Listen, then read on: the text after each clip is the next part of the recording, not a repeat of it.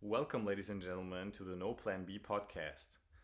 We are on episode 36 with Jason Van Eck, one of the craziest athletes I've ever seen playing live in front of me, dunking on people. Crazy athlete.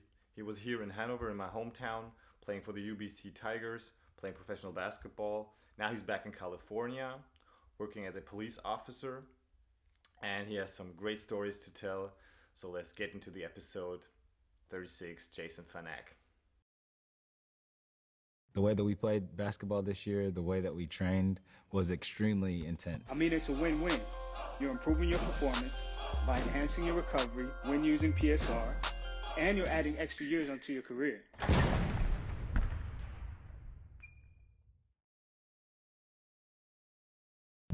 Ladies and gentlemen, welcome to the No Plan B podcast.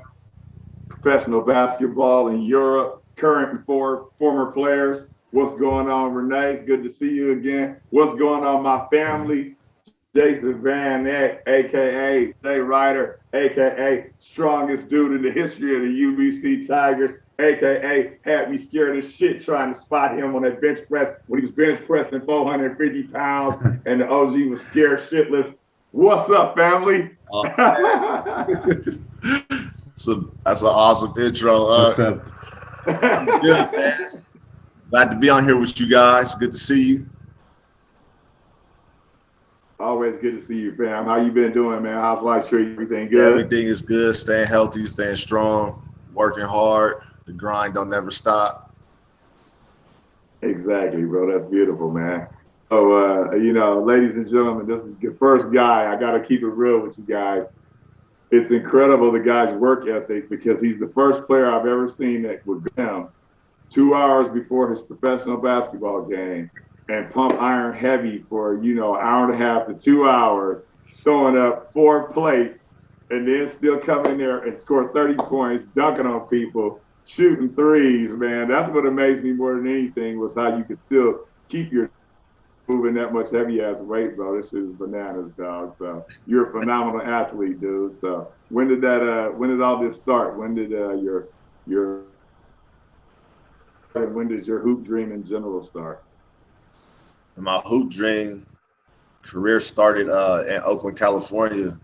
I just wanted to be in the NBA like every kid. That was every kid's dream. And then just playing with the OGs out there at the park and some of the older kids that was always out there playing. And that actually made me to what kind of player I was, just banging with those types of guys and the OGs out there in the park. Very nice, very nice. So how was your high school experience? Did you do AAU or was it just straight high school? How'd that go? No, I played I started off in the 3rd grade. That's when I started playing for a team. My very first coach was Ron Jackson. Shout out to Ron Jackson. And then from there, I played a couple of Catholic. I played for St. Elizabeth Catholic School team. And then junior high, I went to Bret Hart Junior High School in Oakland. Played out there. And then from there, I played at Skyline High School. Played maybe for like one AAU team, but man, it was expensive back then. Still is, so but right.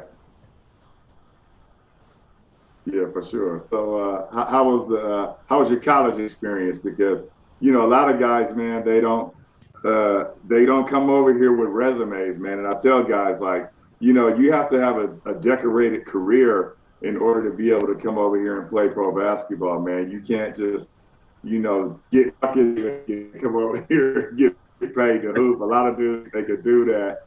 But you actually had a good college career, man. So how was that, man? How much fun was that playing over there in Chico? We know you guys, university is a well-known place for all us Californians. And, I played there and had the time of my life playing there, bro. So how was it for you, dog?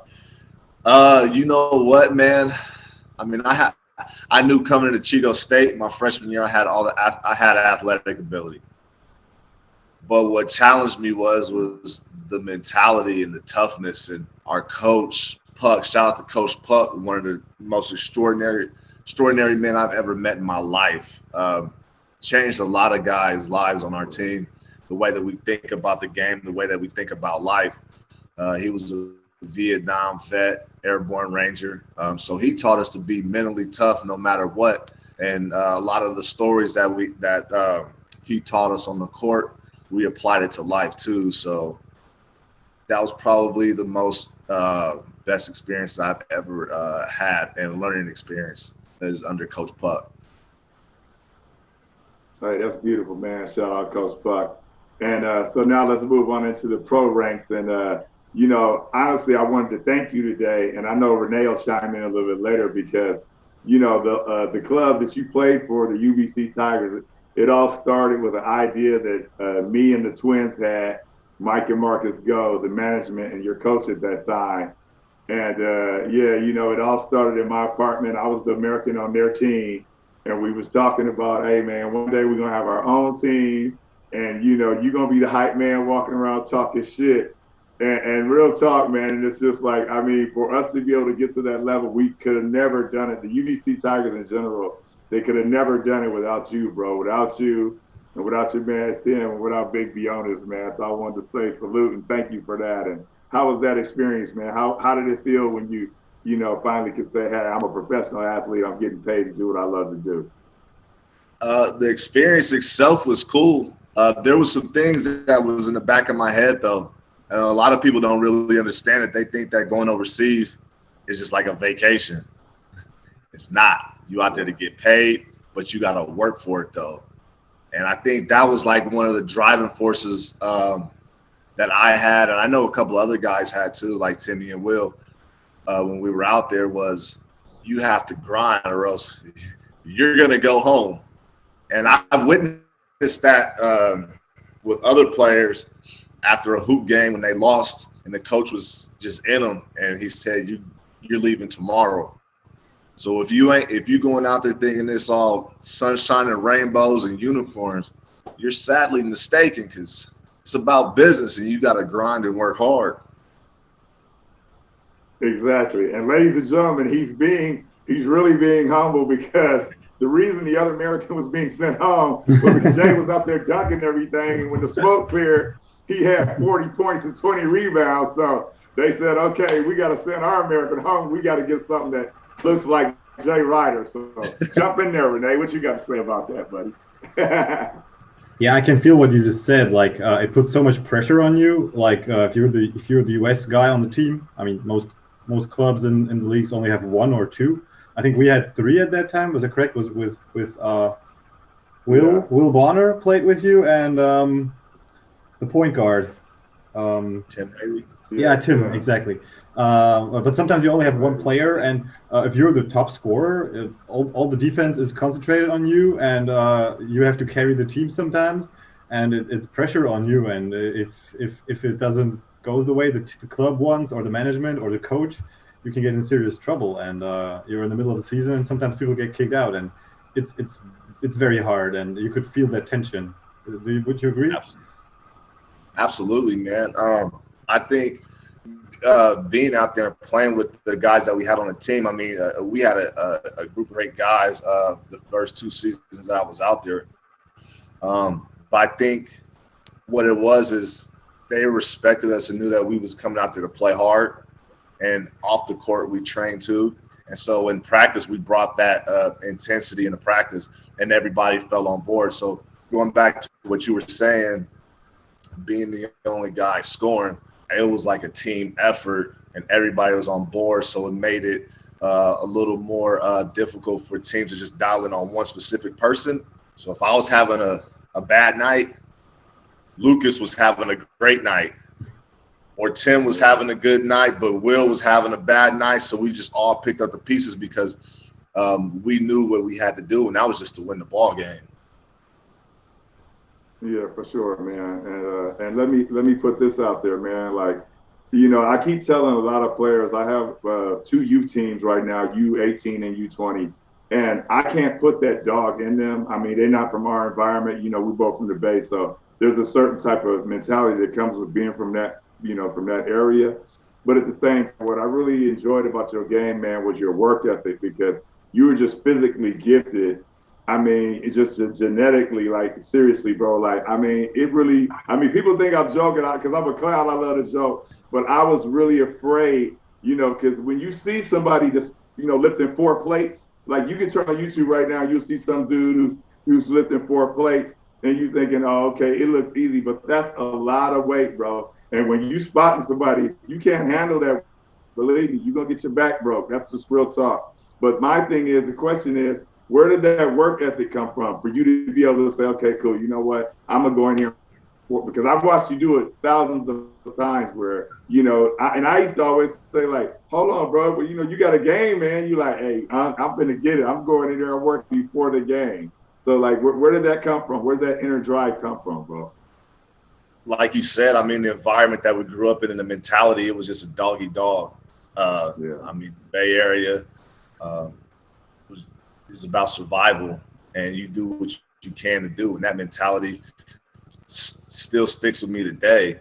And I try to teach my kids, my 2 boys, that mentality that you just got to grind and work hard and don't let up off the gas pedal.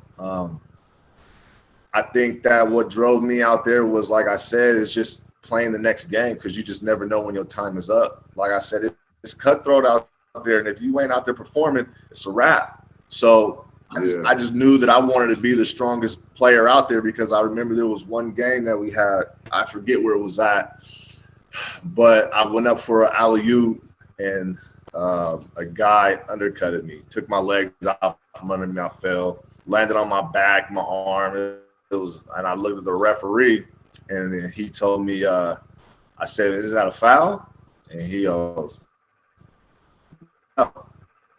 And he goes, these words stuck with me for the next game to come. He said, "You're stronger, you're bigger, and you're faster." I said, "I'm a hero," but that's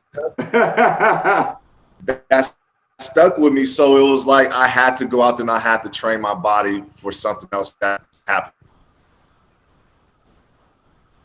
Yeah, well, I tell you what, you took that to the next level, bro. And like I say, man, I appreciate you so much, man, because there's 2 dudes. I always say that you number one, you and another dude who I used to play with back in the days in Luxembourg when I was a pro over there, a guy named Alex Mobley. Hey, I swear to God, man, you guys are some of the strongest power forwards I've ever been around in my life, bro. And it was just crazy to me how strong you dudes were and how you could still have a touch. Because every time when I would lift, at any time, because I tried it before games, I actually tried to lift before games, and I just, for some reason, I mean, I never was a shooter, but I couldn't hit the broadside of a barn after I lifted. You know what I mean? I just couldn't shoot. I mean, of course, I was dunking everything with force, but I just couldn't shoot, man. So salute to you brothers, man. Y'all took basketball to a brand new level, man. Appreciate it. It was fun doing it, though. You get strong, it's fun. Yeah, for sure. And so how was your, Renee's a original H-Town dude. So how did you like that town, man? How was Hanover? Did Hanover treat you well? Renee. Did you enjoy that city? Renee. Or Germany in general? Yeah. Man, Hanover was good, man. It was a good town to be in. The people were warm too. Just a lot of good memories out there. But I just had a blast out there. I can't get into details, man. But you know. Oh no. We're gonna stay politically correct this evening. But I think I know what you're talking about. You know what I mean? I led you on quite a few missions, bro. Yes, sir. I want to say, I do want to say this though, man. Without you, Uncle Joe, a couple caps I would have been lost. You know what I'm saying? With your guidance and you always being there, and there was even not just like the fun parts though, but just like the life experience out there. And when I needed to get something taken care of, you was there. So my hat off goes to you too, baby, and forever you'll be family. Oh yeah, man, we fam for sure, bro. Yeah, because my thing is during my career when I was over here, I was alone, and I didn't have that big homie or the OG or anybody. I didn't have that person where I could turn to with just to get things off my chest if I was homesick, Yeah. or if I felt like I had to, backhand management, if I when I felt like I was going to choke out my coach, I never had anyone to talk to about it. So I always said that if I got in the position, if I put myself in a position to help other people, I definitely would do it, man. And so, for you to be coming out the Bay, you know what I mean? And so I was just like, hey, man, this dude was like an angel to me, bro. So I had to take care of you, dog. It was my pleasure, for real, for real. And I was one of the lucky ones to have someone like you in my corner, because going out there for 9 months and you by yourself, it can get real lonely. And that messes with your mind too. Like, man, I'm ready to go home. I'm ready to quit. Right. Basketball ain't worth it. My dream is done. But yeah, that's the mindset that it'll put you in. Yeah, man, for sure. And but of course, shout out to the fan base, because you were the fan favorite and they just loved you to death, bro. I mean, for real, to this day, they still love you in that town, man. So let's talk about running around out there talking crazy, and the crowd. The energy of that crowd was just so hyped. Like, there's nothing like it, bro. How was that experience? The fans, man, were amazing. They was diehard. They were super respectful, but they was there for you. Even off the court, I would run into some fans, and they would just ask me. And this is Renee. This is just going towards how Hanover is. People would come up to me after court, and they'd be like, "Hey, do you need anything? And we're here for you." And I was like, "Yo, this is crazy. I don't even know you. You a complete stranger, but you got my back. All right." Yeah. So that was pretty cool. Right. Yeah, for sure, bro, for sure. And so let's talk about what you're doing now, man. Fast forward to what you got going on now, man. The kids, you say your boys, they in the hoops. You gonna turn them into basketball stars, or do they like any other sports other than basketball? My oldest one right now, I'm working with him. He's 11 years old. He loves hoop. He's quick. Nice. If he sticks with it, he'll be a lot better than me. I try to preach that to him every day. He's fast. He's athletic. His jump shot is, but there's still a lot of work to work on though. So we'll see. Yeah, for sure, bro. For sure. Jump in there, Renee. What you got to add? If I have one more question for the time here in Hanover, because I had that on my mind all the time. You already said, like, you are here in a completely probably for most US guys when they come to Germany, it's also culturally a few differences. And you are here, and you said, like, it's insanely hard for you because you are here all the time. But what do you remember from Germany? What was like, apart from the basketball court, of course, what was like probably hard for you, or what should people be, or kids or athletes be prepared for when they come here from your point of view? The culture shock, man, is crazy. There was an incident that had happened. I think it was like Uncle Joe, and chime in on this one too, because you was there and had my back. Went to an internet cafe. Do you remember this one? Yeah. And I asked to use the internet, and this guy just went off on me for no reason. I said, "Hey, can I use whatever number it was?" And he goes, "You need to take your immigrant self back to where you came from." I didn't know what he was saying. I just know that he had his chest puffed out. And then Uncle Joey came in, and Uncle Joe was like, "Man, hold up, partner." He started speaking German back to him. So that was my first. When I first got there, I was like, "Oh, what the hell did I get myself into?" Right. As time went on, though, right, you start seeing the beauty of the culture and the people within the town that I was staying in. And like I said, I mean, and Uncle Joey again can chime in on this. I mean, when we went about places, or we went to places, people were super respectful. So I had a great time. I had a blast. I have no bad things to say about the city, about UBC, I loved the whole experience, the whole nine. All right. And for the fans, let me explain for the people who are native English speakers, I just told the guy in German that, listen, man, this dude, Jay, is from Oaktown, man. And if you keep playing games, he's going to crush your skull. And I'm going to bite you. And then, this whole basketball thing's going to end. We don't want that to happen. Let's press forward, guy. Have a nice night. That's the watered down version of what I told that chump. Honestly, like I said, bro, it was a beautiful time, man. And you were an ambassador of basketball. I try to tell young guys that, if you want to come overseas and you want to chase down your pro basketball dream, it has to be more than basketball. You have to really be an ambassador of basketball. And even like when we would go to the schools and do the school project, you were always cordial. You were always on time, man. Those kids loved you. And we had a great time. And like I said, man, I salute you, dog, because you really were a great professional athlete here. And you were a damn good ambassador, American ambassador of this pro.